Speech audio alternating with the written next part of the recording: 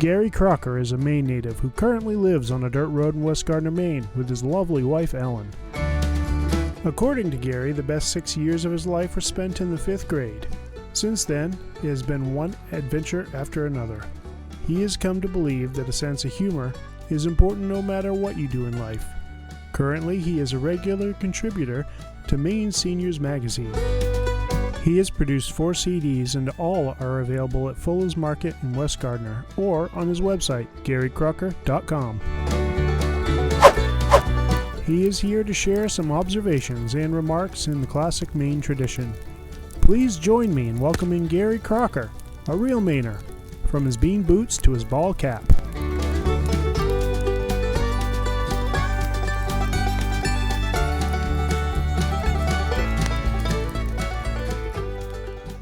Well, before we get started on the character assassinations that I have planned for today, I got some news for you. I don't know if you read about this, but there was a big event up in Jackman, Maine. Yep, bank robbery. Yeah, a fella marched into the bank, had a hoodie on so he couldn't see his face, and like all them criminals do, and he had a sack with him. He marched right up to teller and said, "Fill it with money." Teller poured the money in, and he whirled around, started out of that bank, got to the door, and one of the brave Jackman residents reached out and snatched that hoodie off so he could see his face, and the fella shot him dead right there. Yeah. Then he turned around and saw one of the tellers look at him. He shot the teller dead. Then he said, "Did anyone else in this bank see my face?" Everybody's staring at the floor, except one woman. She put her hand up real slow and said, "I think my husband got a pretty good look at you." So that's one way to terminate a marriage, I suppose. But anyway, that was news from Jackman, and some news from right here in West Gardner, Maine. West Gardner Community Church. About 2 weeks ago, Satan paid a visit. Satan come marching in the front door. Mr. Man, there was lightning bolts and thunder and things are crashing and smashing, and he come marching right down the center aisle, heading right for the pulpit. Well, everybody in the church bailed. I mean, they were scared to death. You can imagine seeing Satan show up like that. I mean, and all his entourage was with him, all the demons were around, and so Satan marched all the way down, and even the pastor bolted and went out the back door. Not my Uncle Willie. No, sirree, Bob. Willie sat right there. Satan whirled around, marched it over to Willie, yelled and hollered and spit, and finally he bent right in, looked Willie right in his one good eye. He said, "Aren't you afraid of me?" Willie says, "Why should I be afraid of you, mister? I've been married to your sister for 25 years. There you go, mister, right there. Some news from West Gardner, Maine. Yeah, and before we go too far, I got to tell you, I had an event that I was pretty impressed with. I was in Ireland. I actually traveled to Ireland before the COVID thing. By the way, the reason I'm out here by the fire pit is this is my living room for the winter. Yeah, you know, the idea was that Mother said, you know, that CDC, the Center for Disease Control, says 6 feet apart. So we started right there inside the house. Yeah.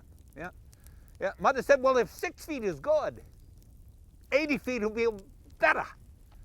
100 feet would be better, but we don't have that much property, so I'm 80 feet from the house right now. And that's where it should be. I spent the winter right here. This campsite's been working to death to keep me going. I've had a good wood supply, and I've had my gloves with me, and I've curled up right here on my couch. She's some darn comfortable. I've gotten pretty used to it, and hey, I may make it a permanent situation. Anyway, but Mother and I did travel before the COVID thing. We traveled to Ireland, and we're sitting in a pub, or I am. Mother was out shopping, and Jesus, fella marched in. Turns out he was from Texas. Big fella, tall, big's Dave Gilmet, maybe even a little taller. Jesus. He come marching in, he stood right in the middle of the pub and put his hands on his hips, had a 10-gallon hat on, made him look quite impressive. Well, everybody was looking, said, Jesus, what's this big fella gonna do? Everybody quieted down, nobody saying a word, and the fellow from Texas said, oh, I know you fellas in Ireland think you're drinkers.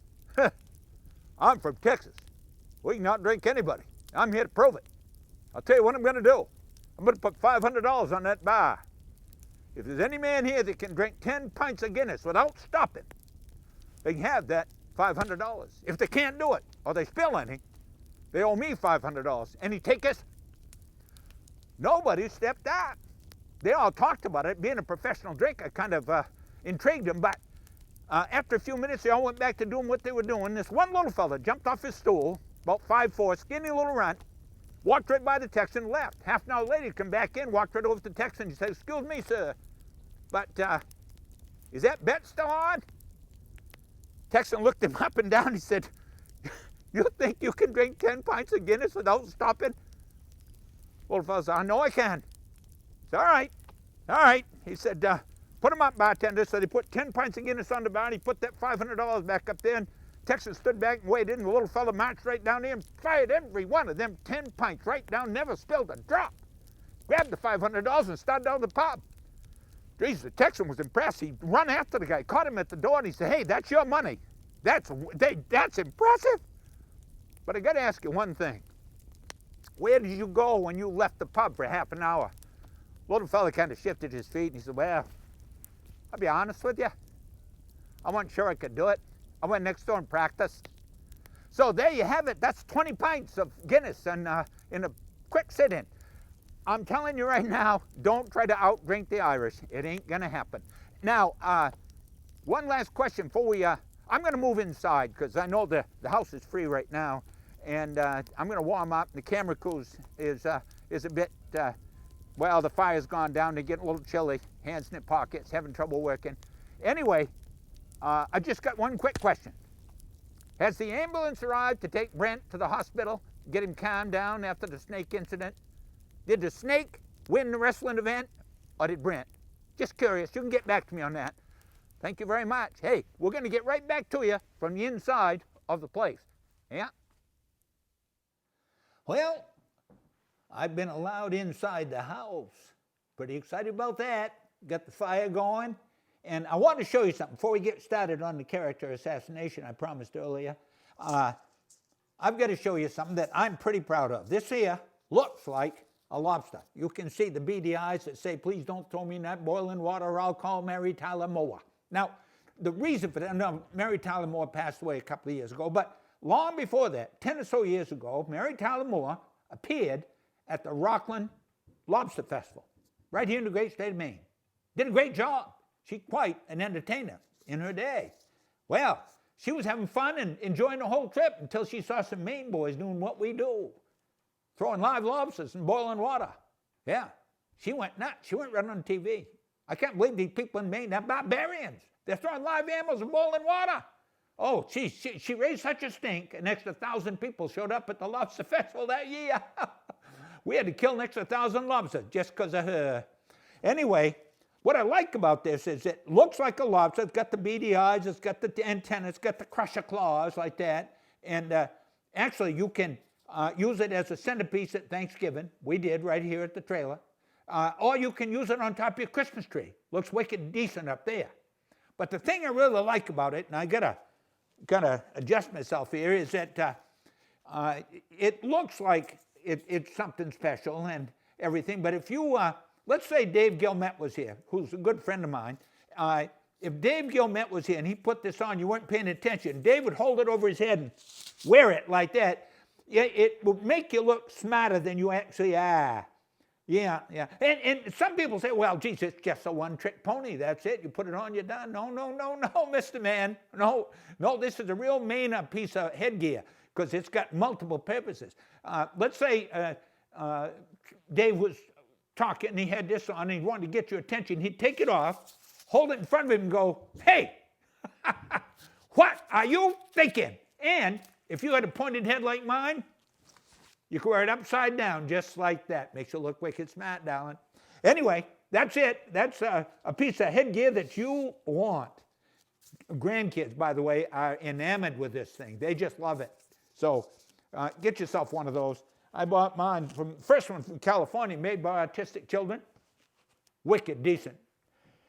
Now listen, I promised you some character assassination. Now I'm not actually going to assassinate anybody, obviously. But they're going to be crippled emotionally for a few days after this gets done. I made some notes because, well, For instance, John Knox. Oh, geez, John, ain't you something? John Knox is one of these Mainers that's wicked smart, always thinking ahead. Now, if you've lived in Maine more than 1 or 2 seasons, you realize that every spring there's a new boulder trying to find its way to surface in your lawn. See? Yeah? And if you don't know about it, you're going to find it with your mower. That's going to cost you money. Brand new blade, or at least the sharpening. You don't want to go through all that. You don't have to. As John would point out, just go out back and check your property. So John did.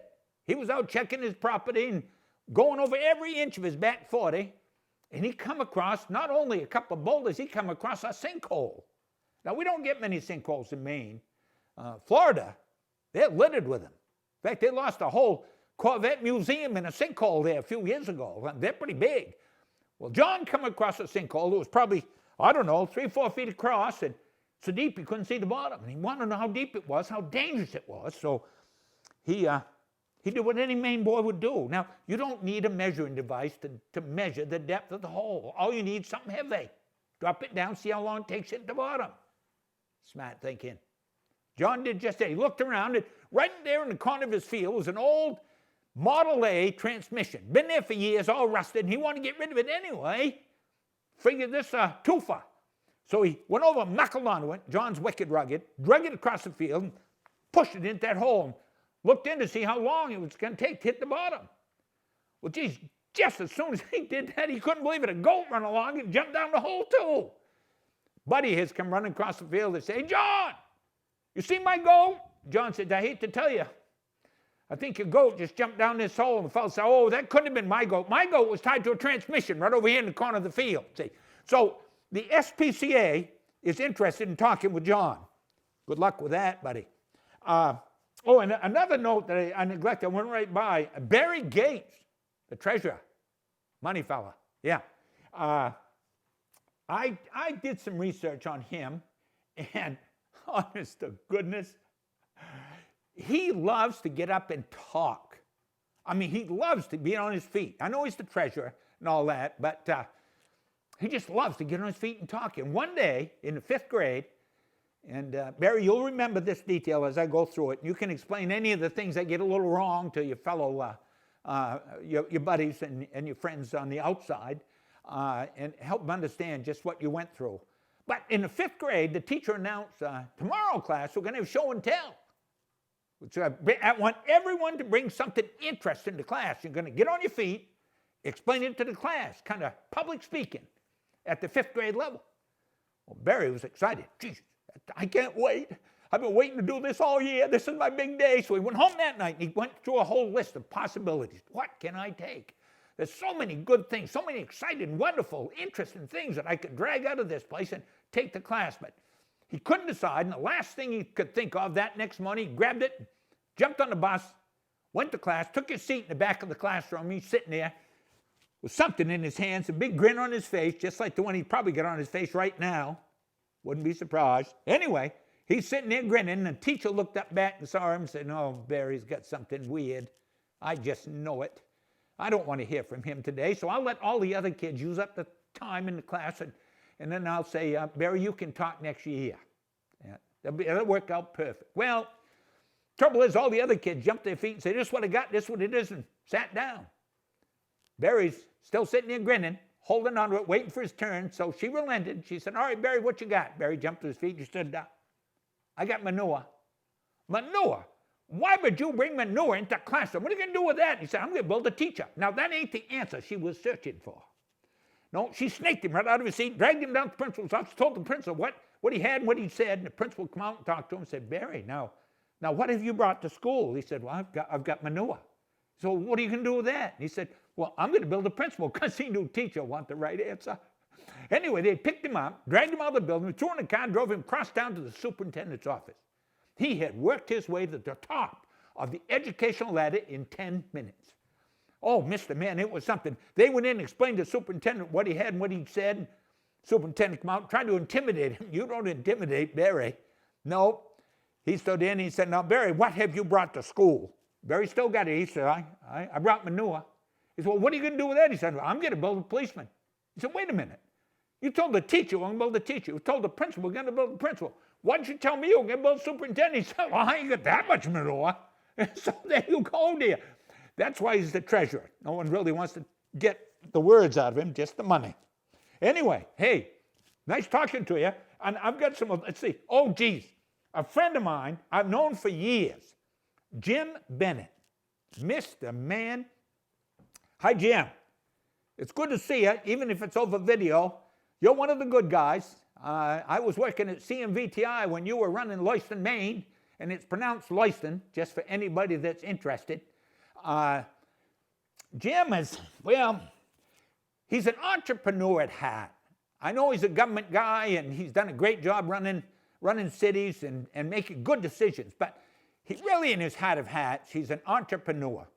And he used to, back in the day, when I was working in the Lewiston-Auburn area, Lewiston, he used to get this old beat-up truck, loaded up with antiques, and drive down to Route 1 on the weekends and sell it to people from Massachusetts. Now, the whole idea that the Massachusetts, of course, we set Massachusetts free in 1820, and they've been trying to buy this state back ever since, one house lot at a time. And they're paying good money these days, I'll tell you. But anyway, the other thing they'll buy is any kind of junk they can find on Route 1. That's a hotbed of retail activity. Well, Jim knew it. So he'd drive down every weekend. He'd set up his truck right next to the road. He'd put on some old overalls, looked like he was gomming around, you know, just one of the natives.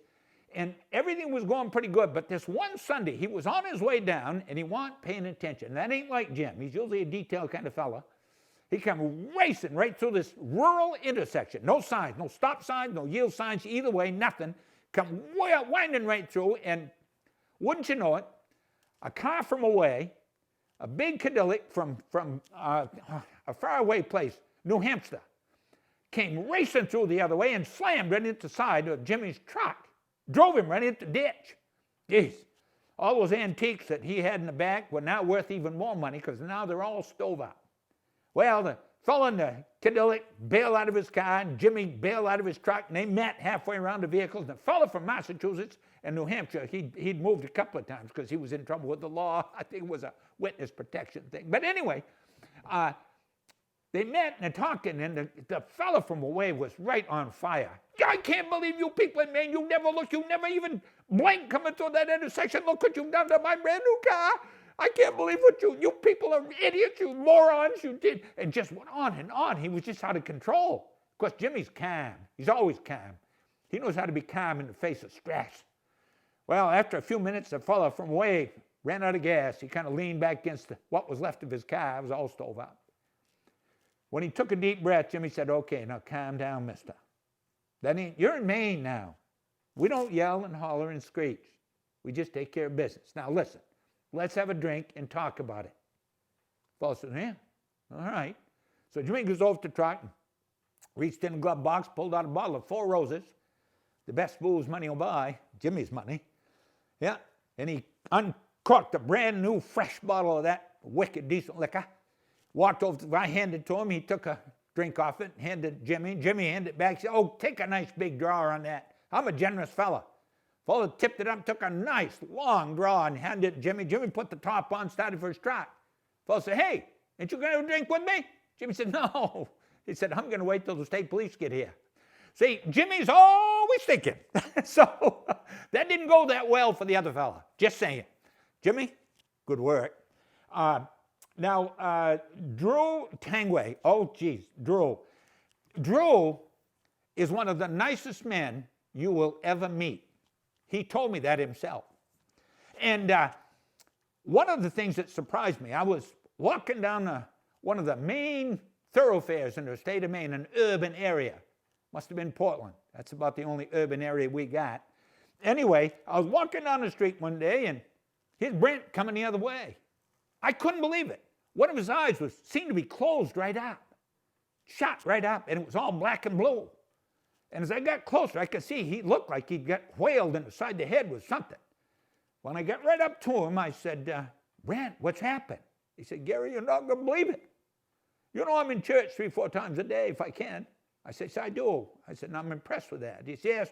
And it's always worked out. He said, but this one day, it was a hot, muggy day. The humidity was high, and And he said, I'm standing there singing. There's no air conditioning in the church. And I'm singing Amazing Grace, my favorite song. And I happened to look over the top of my hymnal, and there was a woman in the next pew right in front of me, and her dress was stuck in the back. You know, on a humid day like that, that can happen. And I knew it couldn't be that comfortable. So he said, I just casually reached down and tugged it out for her, and she hit me with a hymnal. I said, geez, you know, Brent, I wouldn't do that again. He said, no, only takes once. I've learned my lesson. I said, all right, well, that's good. Well, 2 weeks later, I got a call. Someone said, are you friends with Brent? I said, yes, I am. I said, I know he took a beating. No, it's worse than that. He's in intensive care. Intensive care? Oh, yeah, he took an awful beating. I mean, we're not sure if he's going to make it. Really? Well, which hospital is it? So I raced to the hospital. I went in. They took me up to his room. Before I went in, they said, now, Gary, be calm. We've got the shades all drawn. We've got low music playing. He can't stand excitement. We lost him twice last night. He flatlined. Had to bring him back with the paddles. It was awful. It was disgusting. We're all a bit sad. We're afraid we're going to lose him, so don't push him to the edge. But I know he'd like to see you. So I did. I walked in, and I eased over next to the bed. Geez, he was in rough shape. One arm was in a sling. One leg was in a cast. He had a brace around his neck. He had one of them halos on his head, keeping it steady. He had a tube going up one nose. It just looked awful. I got down close. He was awake, couldn't move. I said, Brent, what's happened? He said, Gary, you're not going to believe it. You know that woman in church? I said, you didn't. He said, no, it wasn't like that. No, he said, I was in church. I was singing. Looked over the top of my hymnal. That same woman was in front of me, and her dress was stuck again. I didn't touch it. The fellow next to me noticed and pulled it out, and I knew she didn't like that, so I tucked it back in, and she went nuts. So you can't please some people. That's just the way it is. Anyway, I hope you've recovered, Brent. I hope things are good, and I hope the incident with the reptile went well. Let's see. Oh, by the way, just so you know we're all in this together, I got to tell you a little story about me. Yeah. When I was in the 5th grade, the teacher said to the whole class, I want the class here today, I want somebody to tell me who signed the Declaration of Independence. Well, I'm sitting in the back of the class. Nobody answered. Finally, the teacher, for some reason, picked on me and said, Gary, I want you to stand up and tell the class who signed the Declaration of Independence. Well, I stood up, adjusted my feet, looked her right in the eye and said, frankly, I don't know, and I don't care, and sat back down. She said, well, that is a smart attitude that I don't like. I'm calling your dad. That night, my father got a call. The next day, he came into class with me to see how I was behaving. Teacher thought she'd cover some old ground. Dad was standing in the back of the classroom, and I'm in my seat. She said, all right, class, I'm going to cover some ground we tried to cover yesterday. I want to know who can tell me who signed the Declaration of Independence. Well, everybody kind of looked away. Nobody seemed to know. She picked on me again. She said, well, Gary, your father's in the back of the classroom. I want you to remember that. And I want you to stand up right now, and I want you to tell me, the class, and your own father who signed the Declaration of Independence. Well, I stood up my full height, looked her right in the eye, and I said, well, I told you yesterday, I'll tell you again today. I don't know, and frankly, I don't give a damn. Well, that was it. My father was beside himself. He raced down the aisle, grabbed me right by the ear, dragged me right out of the building, put me right up against the wall. He said, now, Gary, I know we haven't been big on book learning. We're not big on academics. We don't push you in that direction. You're a good worker. But I'm telling you right now, if you signed that darn thing, I want you to admit it right now. So that's the way things go if you're in the Crocker family. You'll get blamed for a lot of stuff. But anyway, I didn't sign it, by the way.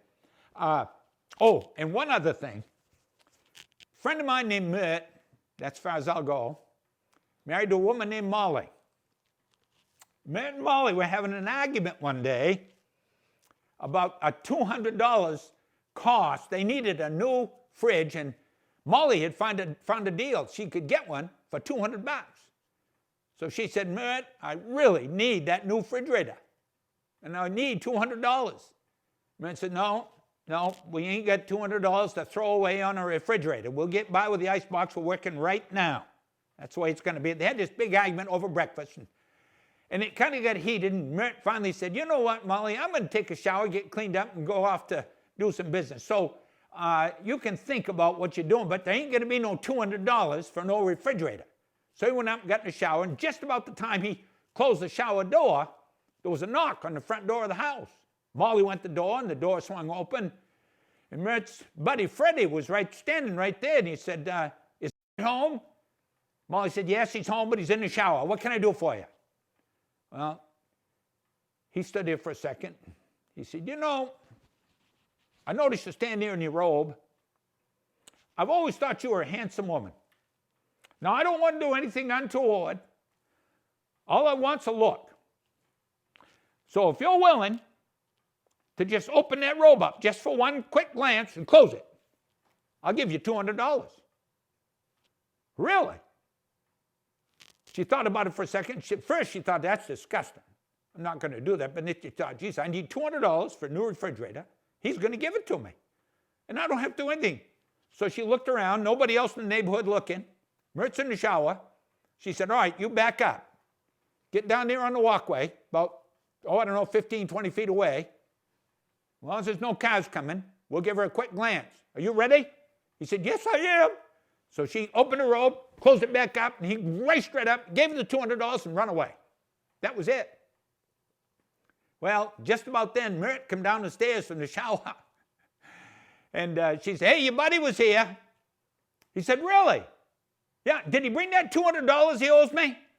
Anyway, it's the kind of thing you have to sort out, and it's not going to be easy to sort that bugger out right there. So, anyway, keep smiling. And I've got a couple more to cover before we wrap this thing up. I know we've gone on for some time, and I appreciate your patience. Right now, my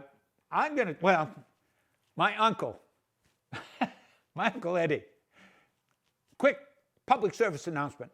No drunk driving. We don't drink and drive. Everyone knows that, especially Masons, good men becoming better men. No, you don't drink and drive. It's just the way it is. Well, my cousin Eddie is not a Mason, didn't get the memo.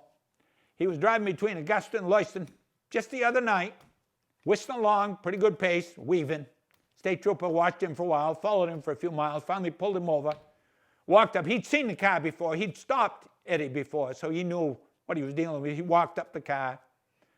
Eddie put the window down, handed the license registration. The trooper took it, looked at it, and he said, now, Eddie, I'm going to have to, you've been weaving back there. And Eddie said, oh, really? He said, yeah. He said, no, I'm going to give you a breath test right now. He said, oh, I can't take a breath test. Well, why not?